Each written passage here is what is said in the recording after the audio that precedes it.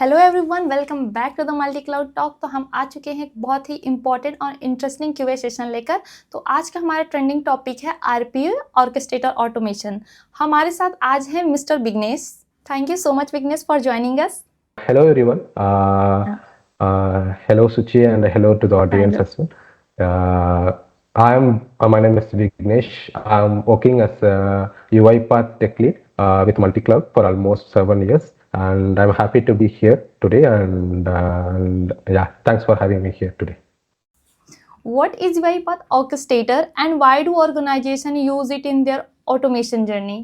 Okay, so yeah, basically UiPath Orchestrator is a command center for all your robots and automations, where we can manage, monitor, and handle all the assets and the queues as well, which are related to the UiPath Orchestrator. We can centrally manage everything from the orchestrator. Consider them it as a central hub, where we can ensure triggers, queues, and we can check the logs, everything where we can manage centrally from the UiPath Orchestrator itself. So yeah, this is how it works. What is difference between attended and unattended robotic in orchestrator? Yeah, so that's a great question. Attended and unattended robot is, unattended robot where we can access, where we can run it from the orchestrator. So without any human interventions, the unattended robot run itself. And once we trigger the process or once we trigger the job, so it will automatically run from the orchestrator itself, from the orchestrator point of view. But when it comes to unattended robot, or attended setup where a human intervention is required there, anyone has to manually has to trigger that particular process or particular job. So this is the major difference between an attended and an unattended process. Yeah.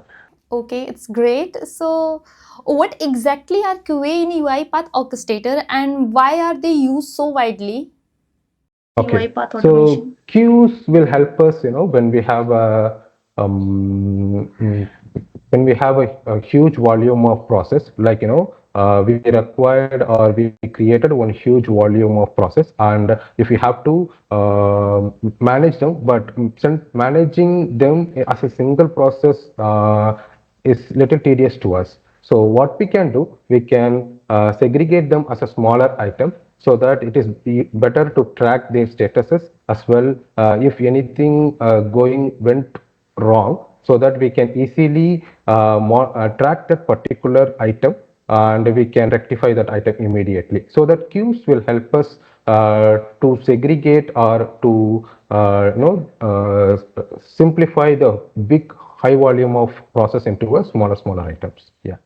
Yeah, so Vignesh, what is the difference between time triggered and QA triggered in orchestrator? Yeah, so queue trigger, you mean event trigger, right? Yeah. Yeah. So time triggers are running based on time based, as it's the name itself defines it. If we schedule the job to run at a specific time, for example, if you have to run a job at 8 a.m. every day morning, then we can use the time trigger in that particular scenario. So that once we set the time trigger in that particular 8 a.m., it will continuously run on every day on the 8 a.m. based on the time zone we scheduled. But when it comes to the event-based trigger, it runs based on particular event. For example, if a particular file is going to be placed in that particular file location, then only the process should start. So in that scenarios, we can use event-based triggers. So yeah, event-based triggers are always based on a specific event going to be happen, and time trigger is based on the time which we scheduled. Yeah. And at the last question, so as a fresher, if I want to learn UiPath, so what is the roadmap you suggest? So I would say they can start from the basics, they should understand what is trigger and what is the automation workflows and what are the major components of UiPath. For example, the studio, UiPath assistants, and what are machines, what are robots, and they just first have to dig deep into the general concepts like the workflows and the different kinds of versions they have. And once they learn these things, then they can directly enter into the orchestrator setups and how the orchestrator works and how they connect the machines to the orchestrator. And yeah, so this way they can upgrade themselves to the next levels. Yeah. Okay, thank you so much, Vignesh, for sharing your knowledge and give a clear insight. Yeah, thank you, Suchi, and thank you for having me here. And yeah, thank you. So guys, यदि आपको ये video अच्छा लगा हो तो हमारे channel को like, subscribe and share करना ना भूले, और हमारे नए वीडियोस के लिए please hit the bell icon. Thank you so much for watching us.